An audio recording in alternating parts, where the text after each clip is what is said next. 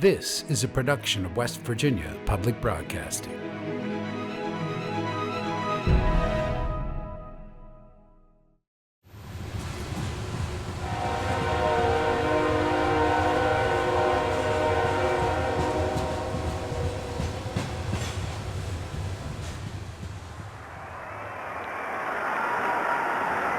Ladies and gentlemen, a new national record for 8 years in a row, the AA champions of West Virginia.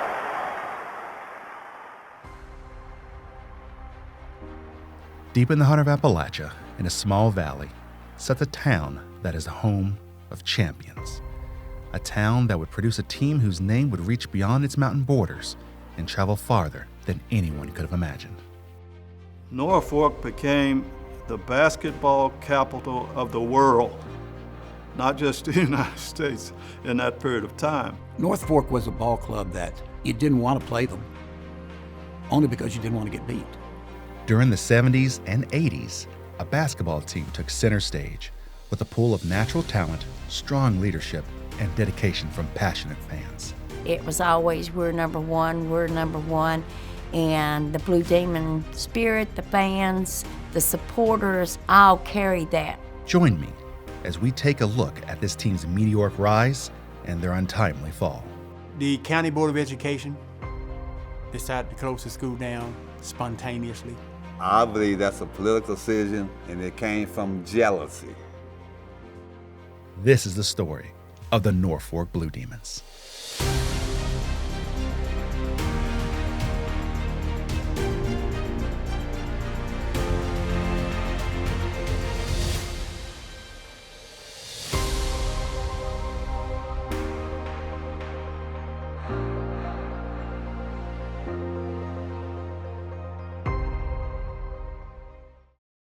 When I was a little boy growing up in southern West Virginia, I spent a lot of time in McDowell County, particularly in Northfork and Keystone. During family get-togethers, I'd overhear my aunts and uncles talking about the nostalgic times of growing up in the area. Eventually, the conversations would turn to them telling stories about the Northfork Blue Demons and how great they used to be. I used to think, well, it must be a big deal because they have a big sign at the front of town. During the creation of this film, I would interview members of my family who were on the team, along with members of the community, and learn about the legacy of the Blue Demons, which would stretch much farther than their 8 championship winning streak. The town of Northfork was incorporated in 1901. Its name comes from its location on the northern fork of the Elkhorn River. The river served as a divider between the town of Northfork and its neighboring community, Clark. In 1948, Clark was consolidated with Northfork, turning it into the town we know today. McDowell County was an economic engine in the state of West Virginia due to its large production of coal. The wealth of these mines directly influenced local communities in the area. It was booming. McDowell County used to be the richest county in the United States at one time during the 60s and early 70s because of the coal fields. A lot of coal mines. There was a lot of people everywhere down in that area, not only just in Northfork, but all the surrounding communities. Northfork had everything. The financial success from the mines and the promise of steady work drew residents from far beyond southern West Virginia. People from foreign lands such as Italy, France, Germany, and Poland, each with their own individual talents. The town was built that way. Masons built the walls, which are still standing. The Italians brought their own talents and abilities. People were coming to work in the mining industry because that was the highest paid industry there was. During the 60s, America was going through a cultural shift as desegregation and integration were allowing African Americans into establishments from which they had been previously barred. In 1966-67 school year, Elkhorn High School, an African American high school, was merged with Northfork Elkhorn High School to form Northfork High School. Everybody got along good. You know, everybody knew everybody. Everybody knew who was the bullies in town. Everybody knew who was the good people. Everybody knew, you know, it was just a good mix. And, you know, as far as I'm concerned, and the people that I remember I hung out with and the ones I knew, my age group, everybody knew everybody. It wasn't that, there wasn't any hate in the air. People often ask, well, did you all have problems at Northfork High School when they integrated? And the answer was no, we didn't. I said one reason was that, and of course my dad worked in the company store, but I said most of our dads worked in the coal mine, and the moms knew each other, shopped together, and all that kind of stuff, and the kids played together, so it wasn't anything, any different, really. It's not like we were, met all new people and we'd never seen before or never interacted with before. Although it's hard to believe that there wasn't any racism in the town, the veil of childhood and having been insulated from the harshness of the times might have played a factor. Naive steps in again. I got along with white folks and black folks. I really didn't see it because even the principal, even the police officer, the store owners, the dry cleaner man, the smokehouse man, everybody treated me well. And I just thought that's the way it was. But after I grew up and started hearing other people's stories on what used to go around here, but I do remember, and I didn't take much into this, the movie theater, the Freeman Theater, we always sat in the back. White folks sat up front. That still didn't enter my mind because I was young and didn't know. With such a diverse culture, perhaps the common bond of the working class was able to garner a certain amount of respect amongst the residents of Northfork.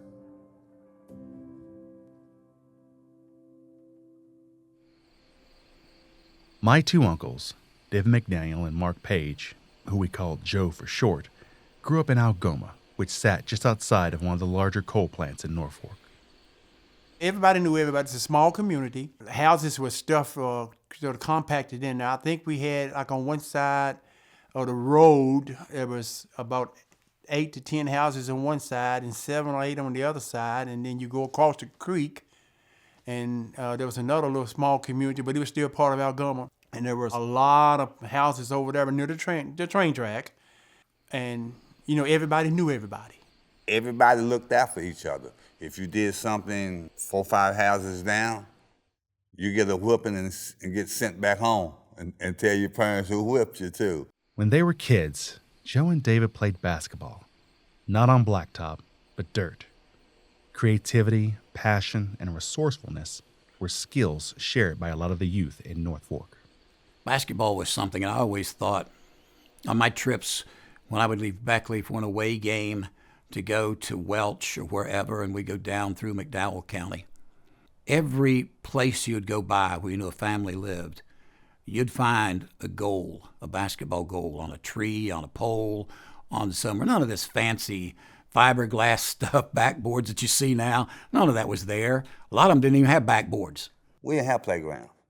And even when we played basketball, we used to have to go up in the mountain, cut a tree, and then we'd get they used to have mellow tabletops, mellow ones. We'll go get a mellow tabletop and tack it on to that tree, and that'll be our backboard. We made our own stuff around here, man, all the way. We played all year round. We played in the summertime. We played in the fall. We played in the winter. If it wasn't snowing or if it wasn't snowing, I can remember going waiting for the snow to stop one time, and it stopped snowing. And I know when it was snowing, the snow would be on the basketball goal or right up the street from where we played in the field. And so I went up there real quick when it stopped snowing, and I wanted to be the first one up there to shoot the ball and knock the snow off the nets. So, I just couldn't wait to get up to that basketball court. So I went up there and I took my time and I shot, and as soon as I went in, it went through the net and it hit all net, and the snow just went everywhere. And I can still today remember that feeling that, hey, I made that shot. As Joe and David grew older, they knew they wanted to play for the Northfork Blue Demons. But little did they know that each of them would be a part of something greater. Play as a team. Do the things we're supposed to do. The ball game's not over. Understand it's a 10-point game, fellas. There's 6 minutes to play yet.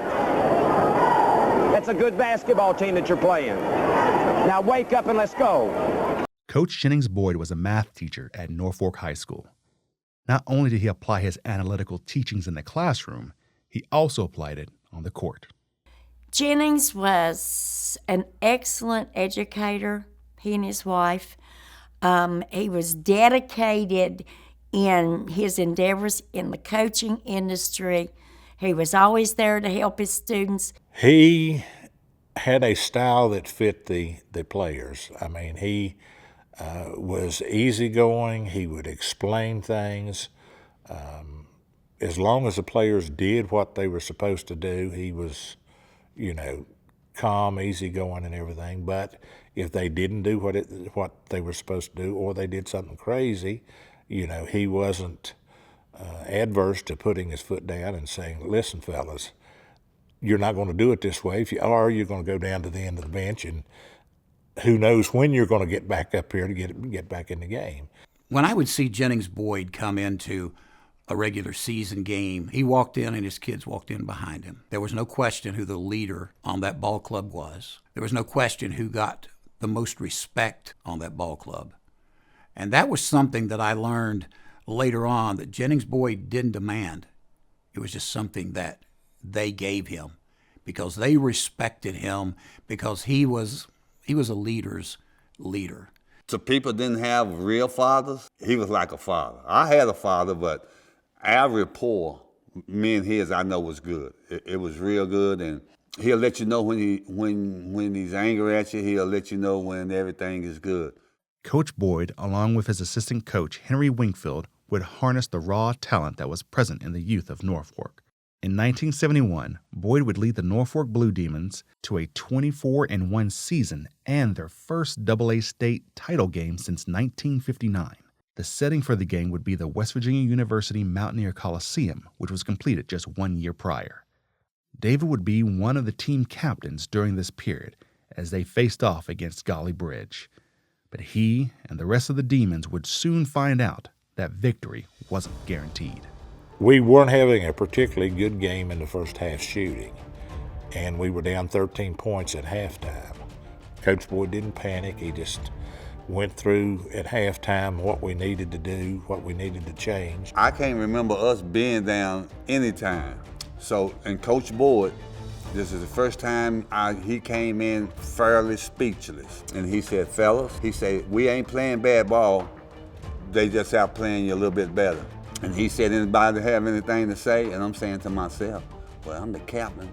I ought to have something to say.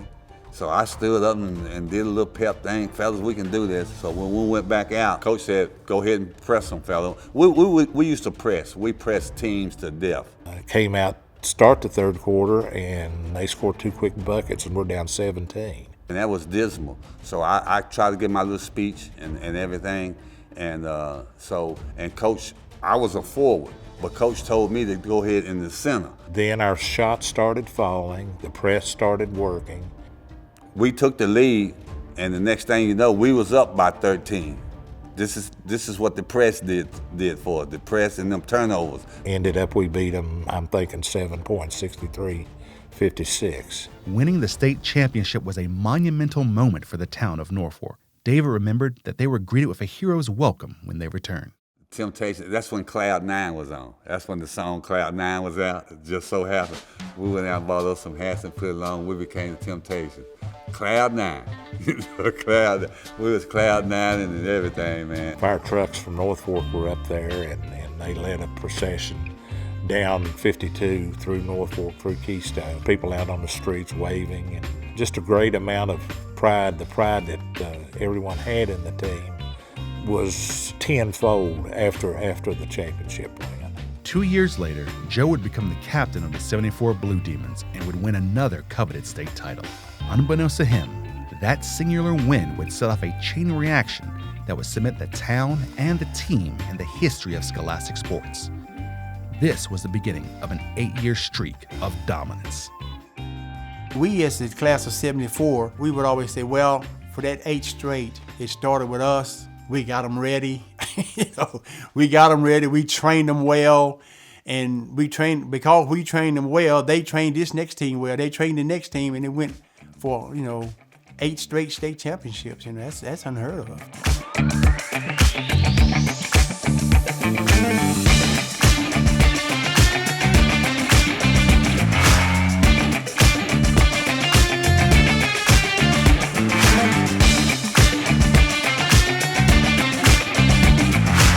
Nobody in their wildest dreams ever thought, we're starting a streak here.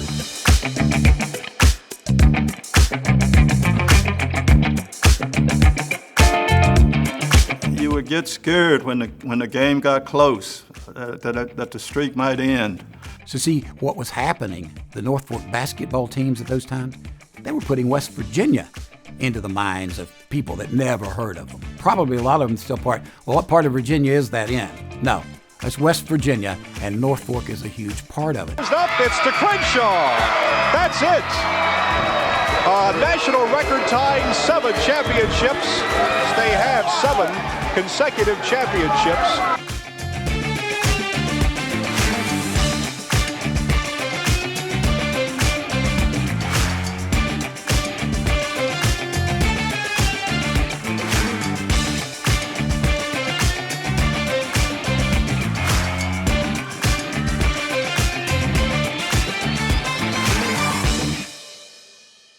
After winning the 8th state championship, Jennings Boyd would retire from coaching and finish his career with a record of 370-62.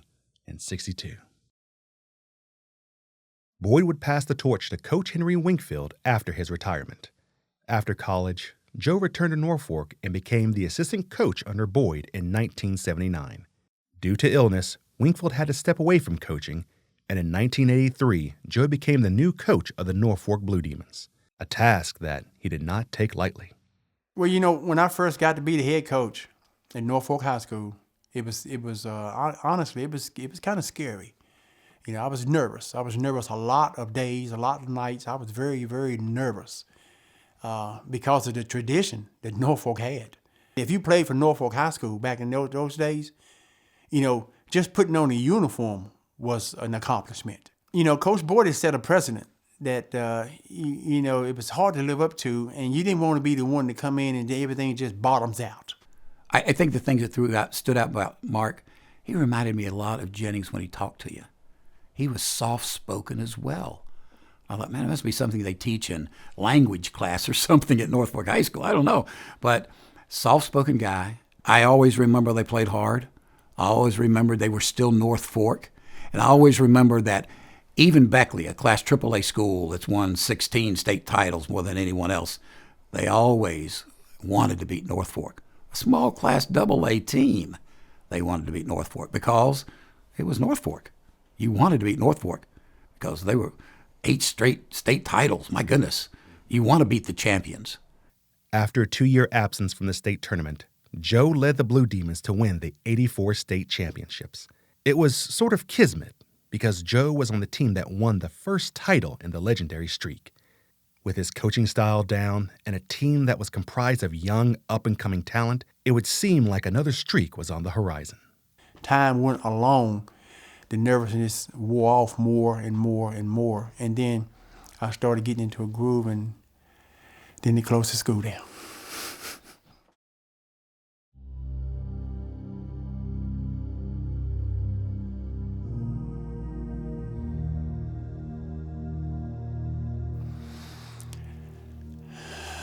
The County Board of Education decided to close the school down spontaneously. Really? We didn't see it coming. We knew they were thinking about it because Mount View was in existence, and we played against Mount View for a few years, and they closed the school down. The way Jim Lane, our principal, found out about it was one of the board members who had voted against it called him that night and told him that, quote, "We closed your high school tonight." I thought, yeah, that's not going to happen. They're not going to close Northfork. Town wouldn't stand for it. It's not going to happen. And so I didn't think anything about it when I first heard about it. I can remember coming down the hallway the next morning, and I was talking to one of the teachers. I spoke to her. I said, "Good morning, how are you today?" And she looked at me and she said, "Oh, it's not a good morning." And I said, "It's not?" No. She said, "You don't know?" And I said, "No, I don't know. What's going on?" And then she told me that they had voted the night before to close the school. The people of Northfork were blindsided by this ruling. The shock and anger led to a lot of theories as to why this action was taken. It was motivated. I don't really know if it was political or not, but it was, I think, definitely motivated for reasons other than looking out for the kids. I believe that's a political decision, and it came from Welch, and it came from jealousy. This way, I really believe it was a political decision because Northfork was getting too much attention for a little small town like this, and with all the goodness that was going on. On January 8, 1985, the Board of Education cited financial issues and low enrollment numbers for the closing. It was reported that the Board of Ed would save close to $300,000 to $700,000 in the closing of Northfork and 2 other schools in the area. The people of Northfork protested the closing of the school and would take legal action to try to save the home of the Blue Demons. The court case would be brought before Judge Booker Stevens, a circuit court judge representing the 8th Judicial Circuit. The citizens of Northfork got together and hired the lawyer to represent them, and they filed in my court what's called a petition for writ of mandamus. What a writ of mandamus is you're asking the court to provide an order to compel someone else to either do something or not do something. The challenge before the people of Northfork was to convince the Board of Education to change their minds on the decision. We put a couple proposals together. One was to leave Northfork High School open but make it a 1 through 12 school. And we proposed that to the Board of Education at their next meeting, and they weren't having any of that. The people of Northfork were having a hard time in the courtroom. Not only was a scholastic legacy on the line, but the identity of a small community was hanging in the balance of this court case. It would seem that they need a miracle in order to win. The twist came in April of 1985. The legislature was in session, and they actually passed a law which became effective April 13th, 1985, while this closure was pending here in McDowell County before me. The lawyer for the citizens of Northfork made what's called a motion for summary judgment. I granted the summary judgment, said that the Board of Education of McDowell County had not complied with either or both of those statutes. I told you they weren't going to close that school because I thought, man, there you go. They've reaffirmed what you've been saying all along. Because everyone I'd told before they're going to close the school, they're not going to close the school, I promise you they're not going to close the school, they came to me and said, see, they're going to close the school. But then when I heard that, I thought, say, I told you, they're not going to close the school. And then we found out that ended up being closed. So, while the circuit court made a ruling that seemed to have saved Northfork High School, the McDowell County Board of Education fought on. Judge Booker Stevens believes Northfork was ultimately a casualty of the school consolidation movement of the 1980s. I think what we have to keep in mind is that there were a number of schools in West Virginia at that time that was beginning to close schools and consolidate. And I felt that the Supreme Court's position was that if they had affirmed my ruling, that would have thrown all those other cases throughout the state of West Virginia into confusion. And so, on June 26, 1986, the West Virginia Supreme Court of Appeals reversed the lower court's ruling, upholding the McDowell County Board of Education's right to consolidate Northfork High School with Mount View High School.